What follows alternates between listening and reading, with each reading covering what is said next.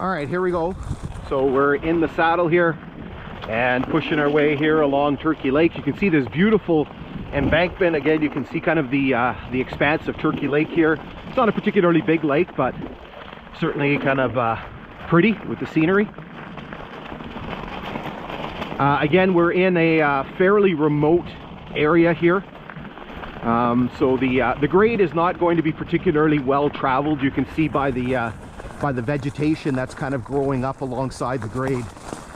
So while we have a minute, we should take an opportunity to do our usual history lesson. So this railway line was built by Canadian Northern Railway between 1911 and 1914. Sorry, I'm just, you see my head kind of zipping around here. I'm sort of looking for things. I think I kind of know where everything is, but there's always some little surprises.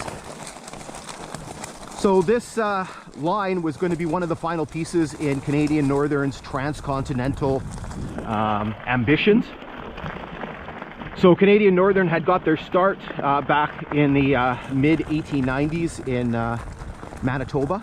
They had taken over a few small rail lines, and their first big kind of splash was the construction of a line between the then city of Port Arthur, which is now Thunder Bay, and Winnipeg.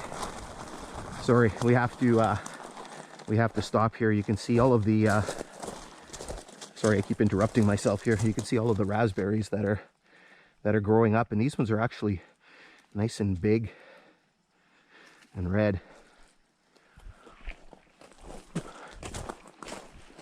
So as I was saying, Canadian Northern had built a line between Port Arthur and Winnipeg between 1899 and 1902.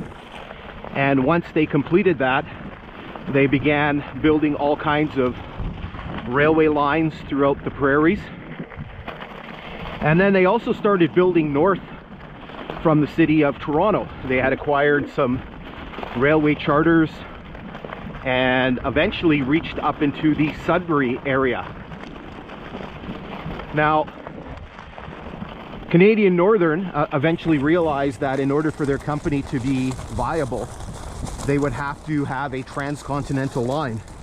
Now, the big problem with that was Canadian Northern wasn't really particularly keen on building the section between Sudbury, specifically Ruel, and Port Arthur. And the reason why they didn't want to do that is it was going to be very expensive because it was going to be very long, and it was building through some very difficult terrain like this, even though this is not kind of a particularly difficult section, I would imagine.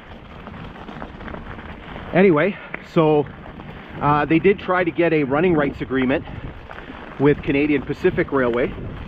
Now, unfortunately, they weren't able to come to an agreement.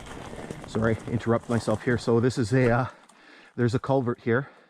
It's a metal culvert. You can see the mileage. So it's 27.80. Give me a second here while I put this into my GPS. Now, unfortunately, Canadian Northern could not get a running rights agreement with Canadian Pacific. Sorry, that culvert was 37.80. So they couldn't get a running rights agreement with Canadian Pacific, so they had to construct this line. And it wasn't particularly easy. Again, it was constructed between 1911 and 1914. The last spike being driven on New Year's Day, 1914, and the line opened for traffic in 1915. Now, unfortunately, shortly thereafter, because of the construction of sections like this one and some of the sections through the mountains of British Columbia, Canadian Northern started running into some very, very big financial problems. And by 1917, the company was basically bankrupt, and they had to be taken over by the Canadian government.